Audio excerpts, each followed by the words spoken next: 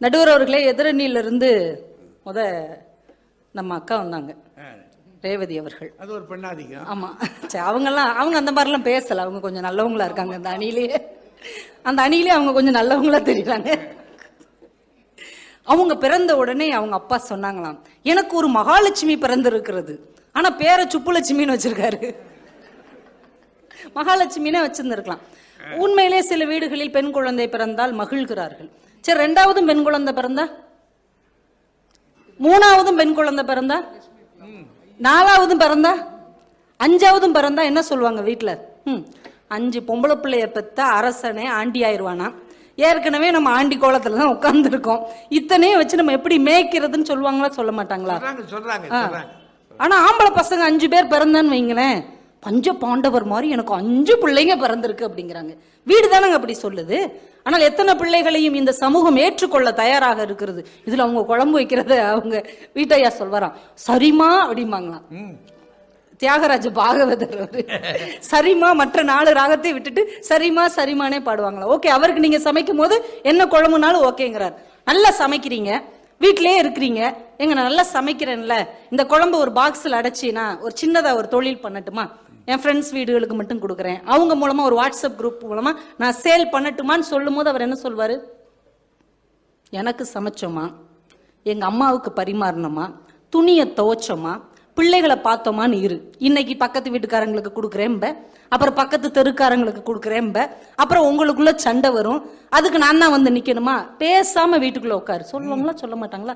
சரி, ஒருவேளை அனுமதி கிடைச்சிருது, அனுமதி கிடைச்சாலும் கொஞ்சம் பணம் சம்பாதிச்சிட்டோன்னு வைங்க, ஜெயிச்சிட்டோன்னு வைங்க, ஏதாவது ஒன்று சொன்னோம்னா தெரியும், நீ நல்லா பட்டுச்சேலை கட்டிட்டு வெளியில கிளம்பும் போதே தெரியும், 5000 ரூபா அதிகமா சம்பாதிச்சுட்ட, வாய் பேசுற, என்னை விட 5000 ரூபா சம்பாதிச்சுட்ட வாய் பேசுவியோ நீ?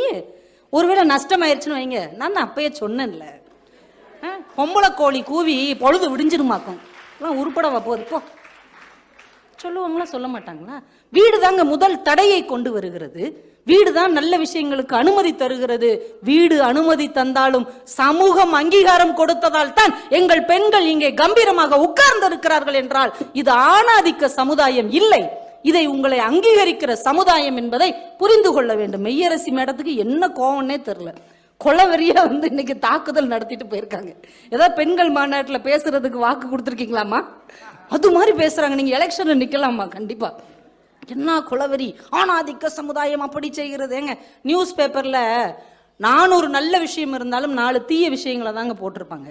அதே நாள் திருமங்கலத்தில் எத்தனையோ பெண்கள் பரிசு வாங்கியிருப்பார்கள், எத்தனையோ பெண்கள் ஓட்ட போட்டியில ஜெயிச்சிருப்பாங்க, சில பேர் பேச்சு போட்டியில ஜெயிச்சிருப்பாங்க, எத்தனையோ பேர் சமூகத்தால் அங்கீகரிக்கப்பட்டிருப்பார்கள். அங்கொன்னும் இங்கொன்னும் அது சமூக விரோத செயலை நீங்கள் ஆணாதிக்கம்னு கொண்டு வராதீங்கம்மா, தயவு செஞ்சு. ஆணாதிக்கம் இருந்திருந்தா இந்த பட்டிமன்றத்தில் இத்தனை பேர் உட்கார்ந்து பெண்கள் பேச முடியுமா? இல்லைன்னா ஐயா வந்திருக்க முடியுமா? பொம்பளைங்களா தான் நம்ம நடத்துறீங்க மாநாடு, நீங்க பொம்பளைங்களை வச்சா பட்டிமன்றம் நடத்துங்க, எங்களை எது கூப்பிடுறீங்க? சொல்லிருக்கலாம் இல்லையா? சொல்ல முடியாதுமா, எங்க வீட்டம்மா அடி பின்னி அடிச்சிருவாங்க. அப்போ உங்க வீட்டுல பெண்ணாதிக்கம். இப்ப பெண்களாக நம்ம வீட்டு பிள்ளைகள் வெளியில வர்றாங்க, வீண் ஒரு அமைப்பு வைத்திருக்கிறார்கள், நாம அங்க போய் அவங்களோட பேச வேண்டும் என்று ஒரு ஆண் குல சமுதாயம் இன்றைக்கு முன்னால் வந்திருப்பதால் தான் நாம் இன்னைக்கு மகிழ்ச்சியாக இருக்கிறோம். மலாலாவை சொன்னாங்க, மலாலாவுக்கு அவங்க அப்பா உண்மையிலே நிறைய அங்கீகாரம் கொடுத்தார். அவங்க அப்பா அந்த பொண்ணுக்கு சப்போர்ட்டா இருந்தார். வீடு ஆதரவு கொடுக்கும் இந்த சமூகம் மலாலாவுக்கு என்ன கொடுத்தது தெரியுமா? அமைதிக்கான நோபல் பரிசை இளம் வயதிலேயே வாங்கிய பெண்மணி என்கின்ற ஒரு பெரிய விஷயத்தை இந்த சமூகம் கொடுத்தது. இப்ப மலாலா மாதிரி நம்ம கிளம்பி வரணும் என்கிற ஒரு எண்ணத்தை நமக்குள்ள கொண்டு வந்தது இல்லையா? இந்த பொண்ணுக்கு என்ன பேச்சுன்னா, மெய்யரசி வந்ததுல இருந்து சேலை கட்டணுமா வேண்டாம், நம்ம இதையா பட்டிமன்றம்? பெண்கள் சேலை கட்ட வேண்டுமா, மாடர்ன் உடை உடுத்த வேண்டுமா? நாங்க பட்டிமன்றத்தை தலைப்பு கொடுத்துருக்கீங்க, எதையாவது ஒண்ணு உடுத்துங்கம்மா. ஏன் நீங்க இன்னைக்கு சுடிதார் போட்டு வர வேண்டியதானே? ஏன் வரல? எங்க வீட்டில பெண்கள் வசதிப்பட்ட உடை உடுத்தலாங்க, நைட்டி உடுத்தலாங்க. அக்கா, சமூகத்துக்குள்ள அப்படி வர முடியுமா? சமூகத்திற்குன்னு ஒரு கட்டமைப்பு இருக்கிறது, அந்த பண்பாட்டிற்கு ஏற்ற மாதிரி உடை உடுத்துங்கன்னு சொன்னா உங்களுக்கு எவ்வளவு கோபம் வருது? இதுல என்ன குறைஞ்சு போயிடுறீங்க? சேலை கட்டினா அழகா தானே இருக்கிறீங்க. எல்லாரும் பாருங்க, நம்ம பெண்கள்லாம் பார்த்தா ஐஸ்வர்யா ராய தோத்து போற மாதிரி அப்படியே ஜம்முன்னு வந்திருக்காங்களே, உடம்பு அழகா இருக்கு சார். நான் கூட என்கிட்ட முதலே சொல்லியிருந்தீங்கன்னா நான் இது மாதிரி ஒரு சேரீ வச்சிருக்கேன், நான் கட்டிட்டு வந்திருப்பேன்ல. நீங்க சொல்லாம விட்டுட்டீங்க, எனக்கு வருத்தமா இருந்தது தெரியுமா? இல்லைன்னா எங்க ரேவதி அக்கால என்ன செஞ்சிருப்பாங்கன்னா, அந்த மீட்டிங்க்கு கருப்பு கலர்ல தான் சேலை எடுக்க சொன்னாங்கன்னு ஒரு 4 புது சேலை எடுத்திருப்பாங்க அவங்க வீட்டை சொல்லி. அவங்களுக்கு அந்த வருத்தம். நான் வாங்கணும்னு நினைச்சுக்கிட்டே இருந்தேன், இந்த வாய்ப்பை நான் பயன்படுத்தாம விட்டுட்டேன்னு. எங்க பார்க்க நல்லா தானங்க இருக்கு. நமக்குன்னு ஒரு பண்பாடை பின்பற்றுவது ஒன்றும் குறை கிடையாது. தயவு செஞ்சு புரிஞ்சுக்கோங்க. நான் ஒரு தனியார் நிறுவனத்துல மேனேஜரா இருக்கிறேங்க. 11 வருஷமா வேலை பார்த்துட்டு இருக்கேன். எனக்கு கீழே இருக்கிற எல்லாருமே ஆண்கள் தான் வேலை பார்க்கறாங்க. யாரும் ஒன்றும் குறை சொல்லலையே. என்னை அங்கீகாரம் கொடுத்திருக்கிறார்கள். நான் 11 வருஷத்துக்குள்ள 7 ப்ரமோஷன் வாங்கி இருக்கிறேன் என்றால் அந்த சமூகம் எனக்கு கொடுத்த அங்கீகாரம் என்பதை நான் கம்பீரமாகவும் கருவமாகவும் சொல்லிக்கொள்ள ஆசைப்படுகிறேன். வர்ற மார்ச் 8ஆம் தேதி சர்வதேச மகளிர் தினம் கொண்டாடுகிறோமே, யார் கொடுத்தாங்க? சமூகத்தில் இருக்கக்கூடிய என்னுடைய பெண்கள்லாம் ஒண்ணு சேர்ந்தாங்க. நீங்க மட்டும் நிமிந்தாளு, நாங்க மட்டும் சித்தாளா, உங்களுக்கு 500 ரூபாய் சம்பளம், எங்களுக்கு 300 ரூபாய் சம்பளமானு உலகம் எங்கும் இருக்கிற பெண்கள் ஒன்று திரண்டு தனக்கான சம உரிமையை வாங்கிய தினத்திற்கு பெயர் சர்வதேச மகளிர் தினம் என்று இன்றைக்கு கொண்டாடி கொண்டிருக்கிறோம்னா இன்னும் சாதாரண விஷயம் இல்லைங்க. பாரதியை பற்றி சொன்னார்கள், தொட்டிலை ஆட்டும் கை தொல்லுலகை ஆளும் கை என்று பாரதி குரல் கொடுத்தான் இல்லையா? அவன் ஒரு காங்கிரஸ் மாநாட்டுக்கு போனான், மனைவியை கூட்டிட்டு போல. நிவேதிதா கேட்டாங்க, என்ன பாரதி உங்க மனைவியை நீங்க அழைச்சிட்டு வரலையா? உடனே பாரதி சொன்னா, இந்த மாதிரிலாம் வெளியூருக்குலாம் மனைவி அழைச்சிட்டு போற பழக்கம் இல்லை. உடனே சிஸ்டர் நிவேதிதா சொன்னாங்க, என்ன பாரதி உங்க வீட்டிலே இருக்கக்கூடிய பெண்களுக்கு விடுதலை தர முடியவில்லை என்றால் இந்த மண்ணுக்கு எப்படி விடுதலை உங்களால் வாங்கி தர முடியும் என்று கேட்ட பிறகுதான் பாரதிக்கே ஒரு அங்கீகாரம் பெண்களுக்கு முதலில் கொடுக்க வேண்டும் என்கின்ற எண்ணம் வந்தது என்றால் அதையும் இந்த சமுதாயம் தான் கொண்டு வந்தது. நடுவர் அவர்களை வீட்டில் பெண்கள் ரொம்ப பேசினாங்கன்னா, ஓவரா பேசாதம்மா, பொம்பளை பிள்ளை சத்தம் வெளியில போக கூடாதுமா, அமைதியாருமாங்க. ஆனா இந்த சமூகம் அந்த பெண்ணை இவங்க பேச்சாளர் என்று மேடையேற்றி அழகு பார்க்கும். அதுதான் இந்த சமுதாயம். வீட்டுக்குள்ள என்னத்தையும் உட்காந்து கிறுக்கிக்கிட்டே இருக்கிறான்னு வீடு திட்டும். அந்த இதெல்லாம் கிறுக்கல்கள் இல்லை, கவிதை என்று இந்த சமூகம் கவிதை புத்தகம் போட்டு கொடுக்கும். வீடு ரசம் வைன்னு சொல்லும், சமுதாயம் ராக்கெட் விடு என்று சொல்லும். வீடு களை எடுக்க சொல்லும், நாடு கம்ப்யூட்டரை இயக்க சொல்லும். வீடு வளையல் போட்டுக்கொள் என்று சொல்லும், நாடு வானூர்தி ஓட்ட சொல்லும். வீடு சீரியல் பார்க்க சொல்லும், நாடு சீனியர் மேனேஜராக உங்களை அங்கீகாரம் செய்யும்.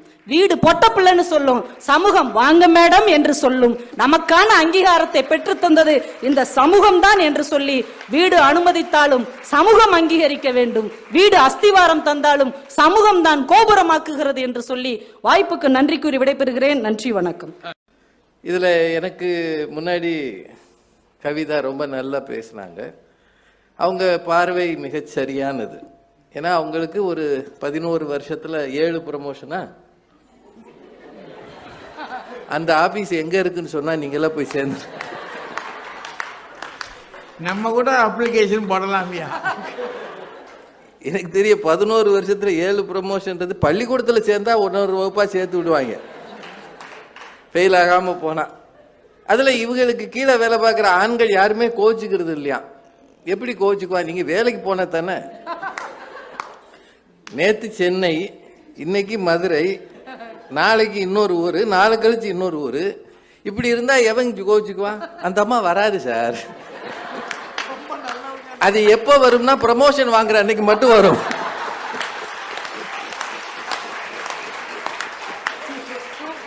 ஆனா கடவுள் பாருங்களேன், சிலருக்கு மட்டும் சில யோகத்தை கொடுத்துறாங்க. ப்ரமோஷன் மட்டும் ஒரு சிலருக்கு. எங்க பேங்க்ல சொல்லுவாங்க, வேலை செய்யறவனுக்கு வேலை கொடு, வேலை செய்யாதவனுக்கு ப்ரமோஷன் கொடுக்கும். இது பேங்கிங் சர்க்கிள்ல சொல்றது. வேலை செய்யறவனுக்கு வேலை கொடு, வேலை செய்யாதவனுக்கு ப்ரமோஷன் கொடு. அதைத்தான் இவங்க கேஸ்ல நடத்தியிருக்காங்க. அதனால அவங்களுக்கு நாடு ரொம்ப உதவி செய்கிறதுன்னு சொல்றது நியாயம் இருக்கு. ஆனா ராஜபாளையத்தில் இருக்கிற எல்லாருக்கும் 11 வருஷத்துல 7 ப்ரமோஷன் கிடைச்சிருக்கா? யாருக்குமே கிடைக்கலையே. அவங்க ரொம்ப சொல்றாங்க, வீடு என்ன செய்கிறது? சீரியல் பார்க்க சொல்லுகிறது. ஆனால் சமுதாயம் சீனியர் மேனேஜர் ஆக்குகிறது. வீட்டில் சீரியல் பார்க்குற எல்லாரும் சமுதாயத்தில் சீனியர் மேனேஜர் ஆயிர முடியுமா? சீரியலை நீங்க பார்க்கறதுனால தான் நாங்க பார்க்குறோம் சார். நீங்க வீட்டுக்குள்ள என்ன வேணாலும் செய்யலாம், அந்த அம்மா பார்க்குற சீரியலை மாற்ற முடியுமா? மாத்தினா அவன் ரோட்ல நிக்கணும். உண்மை, பல இடங்கள் சீரியல் அந்த ரிமோட் அந்த அம்மா எடுத்துக்கிட்டு பாத்ரூம் போனாலும் உள்ள போய் வச்சுக்கிறது. ஏமாண்ணா நீங்க மாத்தினாலும் மாத்திடுறீங்க. முன்னாடியாவது இந்த லோக்கல் கேபிள் வரும்போது ஒரு சேனல் மாத்துறது ரொம்ப ஈஸி. இப்ப இந்த டாடா ஸ்கை, ஏர்டெல்லாம் வந்த பிறகு 1537ன்னு ஒரு நம்பர் இருக்கு. அப்புறம் 1574க்கு இன்னொரு சேனல் இருக்கு. அதை மாத்துறது, கண்டுபிடிச்சு மாத்துறதுக்குள்ள மெயின் சீன் போயிருமா. படக்குல இப்ப மாத்த முடியல, அவ்வளவு டென்ஷன்ல இருக்காங்க madam senior manager. Sister Nivedita Bharathi, நல்ல விஷயம் அது. மகாகவி பாரதி பாபா அவர் காங்கிரஸ் மாநாடுக்கு போறாரு, மனைவி இல்லாம போறாரு. ஆனா அங்க நிவேதிதாவை பார்த்த பிறகு அவர் வாழ்க்கையில், அவர் சிந்தனையில், அவர் போக்கில், பெண்களை பற்றிய அவரது அபிப்பிராயத்தில், எழுத்துக்களில் மாற்றம் வந்தது, இல்லைன்னு சொல்ல முடியாது. ஆனால் சமூகம் எப்படி இருந்தது, அதற்கு தயாராக இருந்ததா? மகாகவி பாரதி மறைந்த பிறகு அவரது மனைவி செல்லம்மா கடையத்தில் வாழ்ந்தார்கள். கடையத்தில் எப்படி வாழ்ந்தார்கள்? நிமிர்ந்த நன்னடை, நேர்கொண்ட பார்வை, நிலத்தில் யாருக்கும் அஞ்சாத நெறிகள், திமிர்ந்த ஞான செருக்கு, இதில் எதுவும் இல்லாமல் தலை முழுக்க வழித்து வைதவிய கோலத்தில் இருந்தார்கள். சொல்றது உண்மை. பாரதியின் வாழ்க்கையை இந்த சமூகம் ஏற்றுக்கொண்டது, வார்த்தையை இந்த சமூகம் ஏற்றுக்கொண்டது. ஆனால் அன்றைக்கு கணவனை இழந்த பெண்கள் தலையில் முடியோடு இருக்கக்கூடாது. அப்படித்தான் பாரதியின் மனைவி வாழ்ந்தார். அதற்கு காரணம் என்னம்மா? 7 ப்ரமோஷன் வாங்கினா எப்படி சொல்றது? உண்மை அது. சமூகம் பாரதியின் மனைவியை அப்படித்தான் வைத்திருந்தது. சமூகத்துக்கு பயந்துதான் தன் கணவன் சொன்ன அத்தனை புரட்சி கருத்துக்களுக்கும் மாறாக செல்லம்மாள் வாழ்ந்து மறைந்தார். சமூகம் நினைத்தால், அதுல இவங்க சொல்றாங்க மலாலாவுக்கு சமுதாயம் நோபல் பரிசு கொடுத்தது, உலகம் கொடுத்தது, சமூகம் கொடுக்கவில்லை. அவர் வாழ்ந்த பாகிஸ்தான் பகுதி சமூகம் பெண்களை இன்றும் படிக்க விடுவதில்லை, அதான் உண்மை.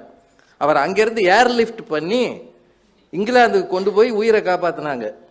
அங்கே இருந்திருந்தால் அந்த அம்மா ஆஸ்பத்திரியில கூட உயிரோடு இருக்க முடியாதுன்றதுக்காக யாருக்கு தெரியாம அமெரிக்க உதவியோடு இங்கிலாந்து படைகள் ஏர்லிஃப்ட் பண்ணாங்க, கொண்டு போய் இங்கிலாந்துல காப்பாத்தினாங்க. இன்னும் அவங்க அந்த ஊருக்கு போயிருக்காங்களான்றதே சந்தேகம். தஸ்லிமா நஸ்ரின்னு ஒரு அம்மா எந்த நாட்டுக்கு போனாலும் விரட்டுறா. வீடா சமுதாயமா? சும்மா நம்ம பாட்டுக்கு என்னத்தையாவது சொல்லக்கூடாது.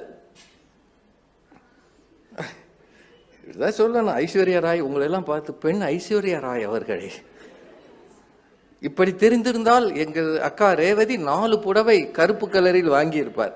அவங்க 4 என்ன 42 கூட வாங்கினாலும் அவங்க வீட்டுக்காரர் அங்கீகரிக்கிறார். ஏன்னா அவருக்கு வேற வழி இல்லை. அவங்க என்ன செய்யறாங்க, 4 புடவை வாங்கிட்டு கொசுரா அவருக்கு ஒரு கர்ச்சீஃப் வாங்கி கொடுத்துறாங்க. அவர் அப்பப்ப முகத்தை தொடச்சி வச்சுக்கிறாரு. முழுக்க அங்கதானே இருக்கு. பெண்கள் இன்றைக்கு வீட்டை ஆளுகிறார்கள். ஆனால் நாட்டுக்குள் வரும்போதுதான் நெருக்கடி இருக்கிறது. இது கட்சி சார்பாக இல்லாட்டியும் நீங்க ஒரு விஷயம் தெரிஞ்சுக்கங்க, அரசியல்ல வளர்கிற பெண்களுக்கு எதிராக இந்த சமூகம் என்ன சொல்கிறது? Character assassination. உண்மையா இல்லையா? திரைத்துறையில வளர்வதற்கு ஒரு பொண்ணு வளர்ந்துருச்சு, கல்யாணம் நிச்சயமாயிருச்சு கேரளால. என்ன ஆச்சு அந்த பொண்ணுக்கு? அந்த இண்டஸ்ட்ரியில இருக்கிறவனே விரட்டி போய் பாலியல் வன்முறை செய்து போட்டோவும் வீடியோவும் எடுத்தானா இல்லையா? அது வீட்டாளுக செஞ்சதா? வீடு பயப்படுது, வேற ஒண்ணும் இல்லை. அது அடக்குமுறையில் பயப்படுது. போனா எதுவும் ஆயிருமோ. ஆனா தாய் ஒவ்வொருவரும், நான் படிக்கல, இந்த வீட்டுல கஷ்டப்படுறேன், என் பொண்ணு படிக்கணும், அவ தனியா நிக்கணும், தன்னந்தனியா தன் சொந்த காலில் நிக்கணும், ஒவ்வொரு தாயும் ஆசைப்படுகிறாள். அதனால் தான் இத்தனை பேர் இங்கே வந்து அமர முடிந்திருக்கிறது. ஒவ்வொரு தகப்பனும் உழைக்கிறான், அதனால் தான் வர முடிகிறது. சமுதாயத்துக்கு அந்த மாதிரி எண்ணங்களோ தேவைகளோ இல்லை. சமுதாயம் தான் தடையா இருக்குன்னா சாப்பாடு கடை வைக்கிறாங்க. ஒன்று சொல்றேங்க, புகழ்பெற்ற பெண் இசை கலைஞர்களுக்கு ஆண் பக்கவாத்திய கலைஞர்கள் வாசிக்க மாட்டோம்னு சொன்ன வரலாறு இருக்கு தெரியுமோ? இன்னைக்கும் சில பேர் வாசிக்க மாட்டாங்க. நான் பேர் சொல்ல விரும்பல. ஒரு புகழ்பெற்ற பாடகியோட நாங்க பேசிக்கிட்டு இருக்கும்போது சொல்றாங்க, நான் கேட்டேன் இப்படி இருக்கா மேடம்? அவங்க ஆமா சார், இன்னைக்கும் இருக்குன்றாங்க. அவங்க பெரிய பரிசு வாங்கலாம், விருதுகள் வாங்கலாம், ஆனா பக்கவாத்திய வாசிக்கிறதுக்கு வர மாட்டேங்கிறாங்க. பணம் கொடுத்து ஓசியில வாசிக்கிறது இல்லையே. அதனையா ஒரு பொண்ணுக்கு போய் வாசிக்கிட்டு சமூகம் தடையாக இருக்கிறது. என்னத்த சொல்ல.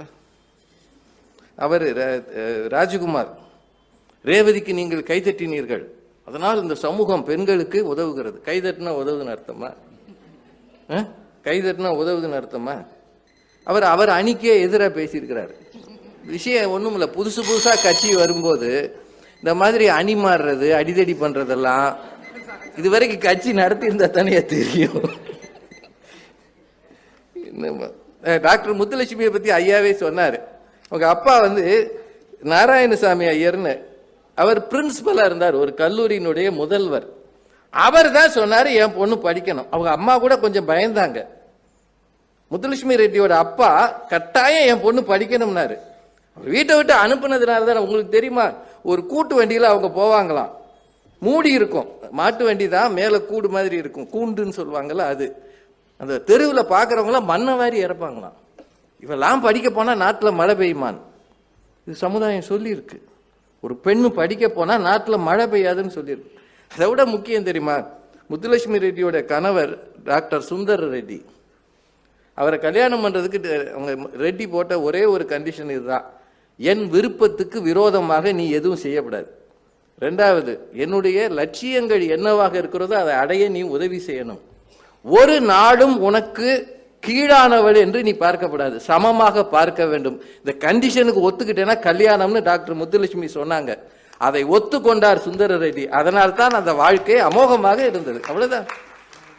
வீடு எப்பவும் அப்படித்தாங்க இருக்கு. இன்னொரு விஷயங்க, நம்ம ஊர்ல சில செய்திகள் நமக்கு தெரியாமலே போகும்.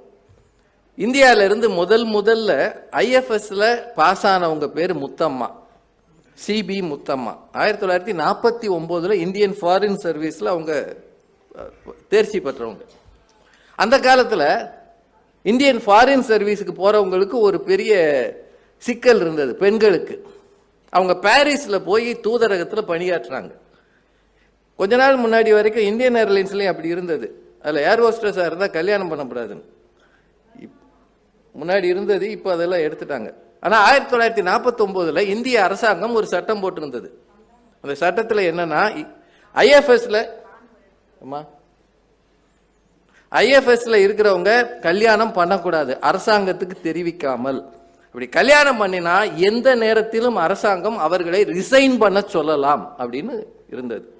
இதை எதிர்த்து முத்தம்மா அவர்கள் கோர்ட்டுக்கு போனாங்க. கோர்ட்ல ரொம்ப நாள் அந்த வழக்கு நடந்தது. ஆண் கல்யாணம் பண்ணலாம், பெண் கல்யாணம் பண்ணா அவளுக்கு பதவி உயர்வு கிடையாதா, என்ன சட்டம் இதுன்னு முத்தம்மா அவர்கள் சுப்ரீம் கோர்ட்ல போட்டாங்க. அரசாங்கம் இல்லை நாங்க சொல்றதா சரின்னு சொன்னது. கடைசியில கிருஷ்ணய்யர் தான், VR கிருஷ்ணய்யர் தான் ஒரு வரலாற்று சிறப்பு மிக்க தீர்ப்பு கொடுத்தார். Him can her cannot have அப்படின்னு அவர் எழுதினாராம். Him can her cannot have, அவன் முடியும் அவளுக்கு முடியாது எப்படி. இதுதான் அவர் எழுதின ஒரு வரி. இந்த வரி வரலாற்று சிறப்பு மிக்கது. அதற்கு பிறகு இந்த சட்டத்தை முழுவதுமாக நீக்கினார்கள். பெண்ணும் ஃபாரின் சர்வீஸுக்கு போனா கல்யாணம் பண்ணலாம், கல்யாணம் பண்ணாலும் பதவி உயருக்கு தகுதியானவர்கள். ஆக கிருஷ்ணய்யர் ஆணாதிக்கஞ்சவில்லை இல்லவர்.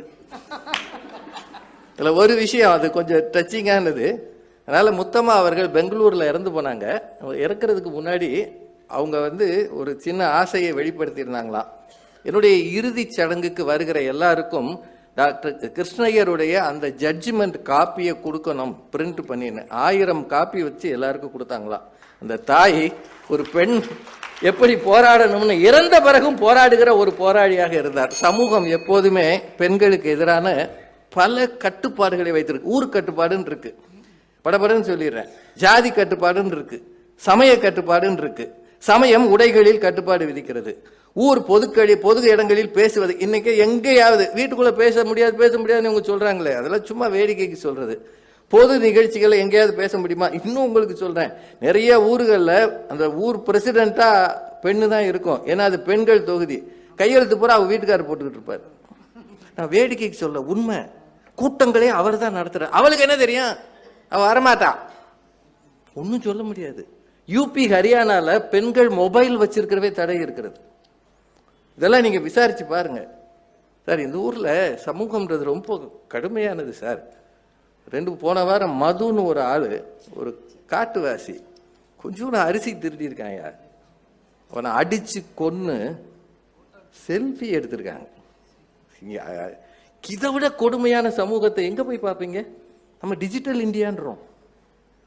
இவ்வளவு அரிசிக்காக ஒரு உயிர் போனது, உயிர் பிரிகிற அவனோட செல்ஃபி எடுக்கிற அளவு முரட்டுத்தனமான சமூகத்துல போய் மென்மையான பெண்களுக்கு அது சப்போர்ட் பண்ணும்னு பேசுவதற்கு ஒரு கட்சி இருந்தால் அடுத்த எலெக்ஷனில் இதை பார்த்துக் கொள்ளுங்கள் என்று சொல்லி,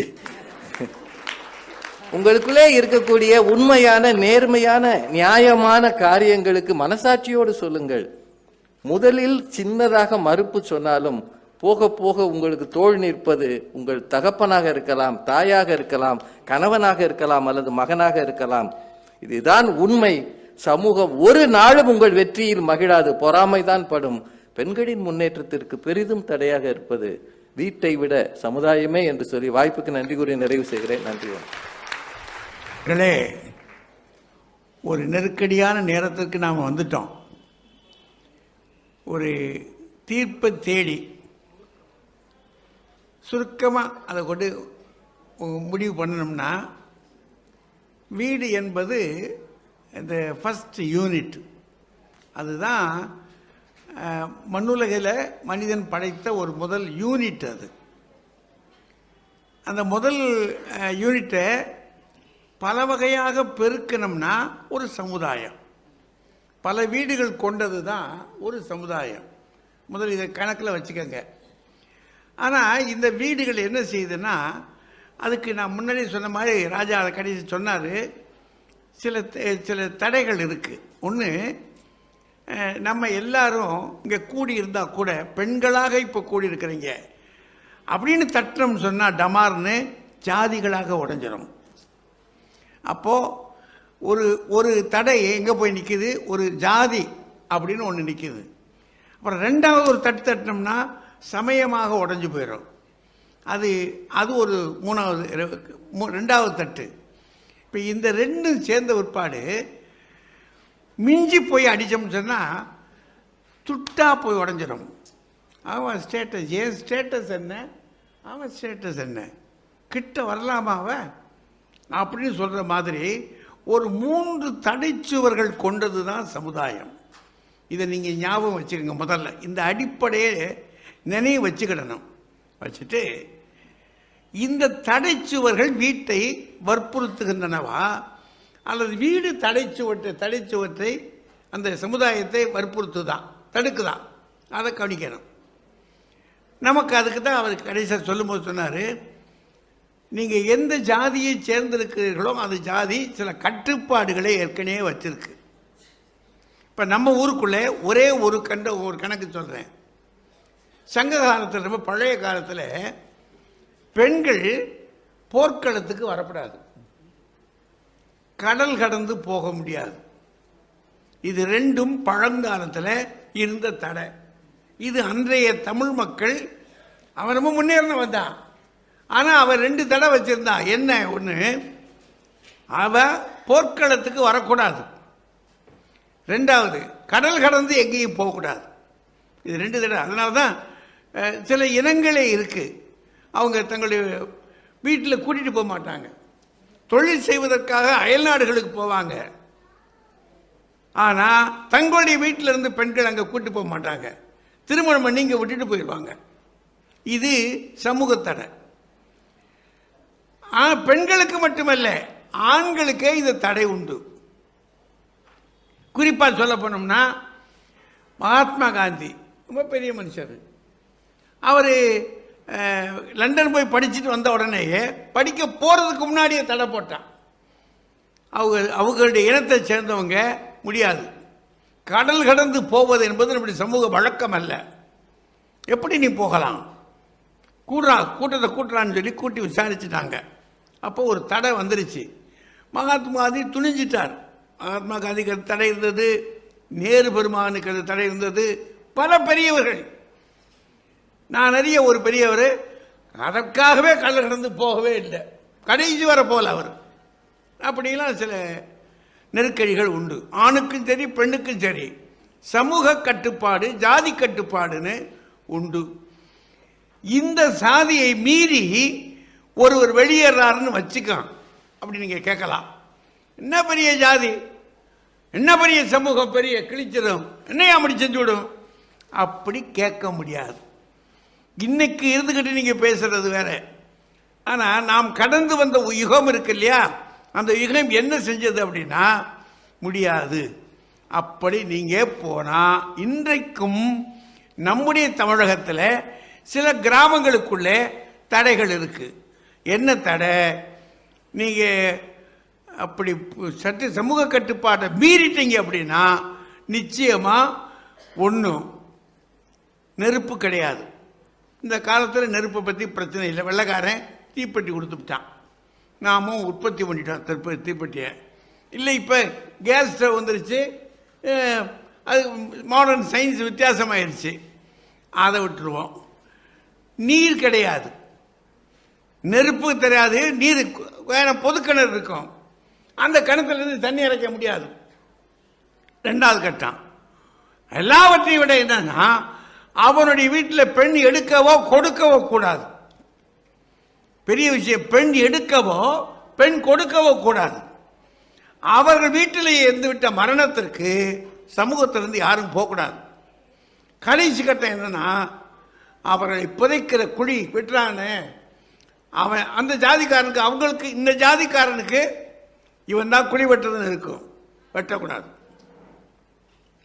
இத்தனை தடைகளை கடந்து வந்திருக்கிறது இந்த சமுதாயம். முதல்ல இதை நினைச்சுக்கங்க, ஆணாதிக்க சமுதாயமா இதெல்லாம் கடந்துக்க பார்த்துக்கங்க. இவ்வளவு கிடையில இப்ப நம்ம பார்க்க போறது என்ன, பெண்ணு பிறந்தா உள்ளபடியே வீடுகளில் சொல்றாங்க சமுதாயம் தடை, வீடு தடைன்னு.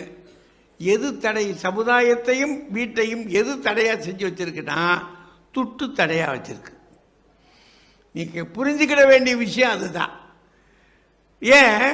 ஏன் இந்த தடை, துட்டு தடை வந்திருக்குன்னு சொன்னா, நம்ம ஊர்ல இன்றைக்கும் கூட ஒரு பெண்ணை ஒரு ஆண் வந்து பார்க்கலாம் அப்படின்னா சம்பிரதாயம் பேசலாமா அப்படின்னா என்ன அர்த்தம் உங்களுக்கு விளங்கி இருக்கும்னு நினைக்கிறேன். என்ன அர்த்தம்? அந்த பொண்ணை கட்டி கொடுக்கறதுன்னு சொன்னா என்ன போடுவீங்க, எவ்வளவு போடுவீங்க, என்னென்ன செய்வீங்க, இது எல்லாம் அந்தந்த ஜாதிக்கு ஏற்றாற் போல நீங்களும் இந்த ஆணுங்களும் சேர்ந்து பெண்களும் சேர்ந்து, இதுல வந்து ஆதிக்கங்கள் கிடையாது, ஆண்களும் சேர்ந்து பெண்களும் சேர்ந்து இந்த கட்டுப்பாடை வச்சிருக்கீங்களா இல்லையா? என்னங்க ஒன்றும் பேச மாட்டேங்கிறீங்க?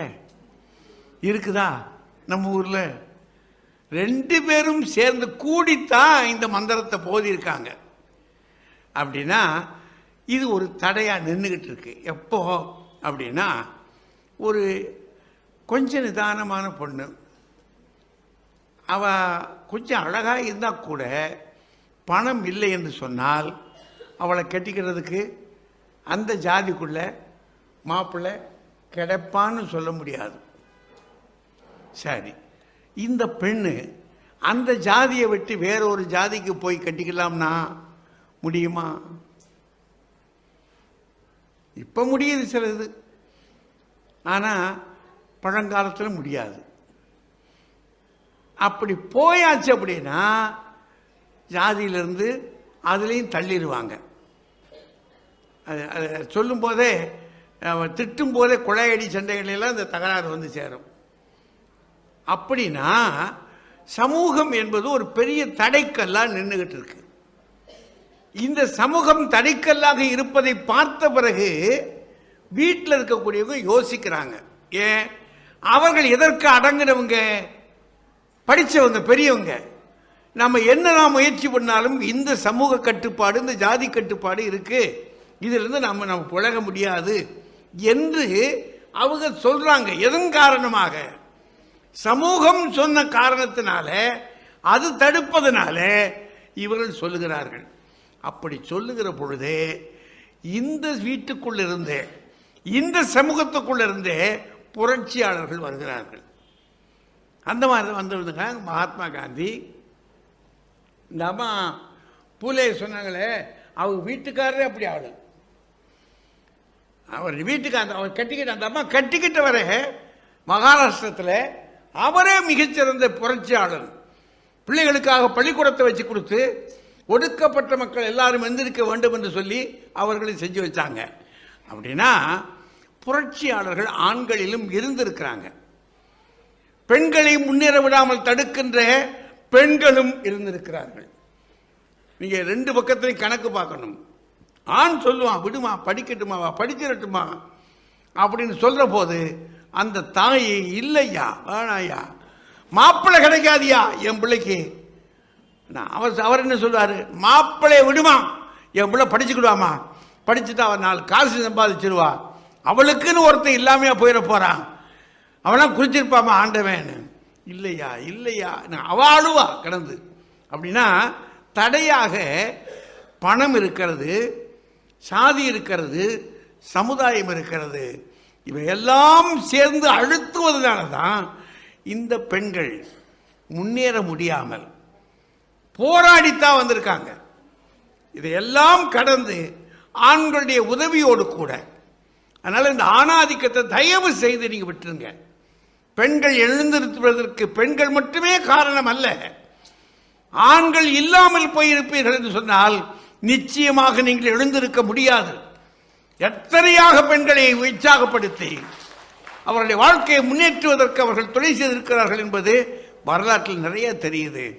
சுருக்கமாக சொன்னால் பெண்களுக்கு தடை, முன்னேற்றத்திற்கு தடை பணம், சாதி, சமூகம் என்ற சமுதாயம் கலந்த இந்த கலவைதான் உங்களை முன்னேற விடாமல் நேற்றும் சரி இன்றும் சரி தடுத்து கொண்டே இருக்கிறது.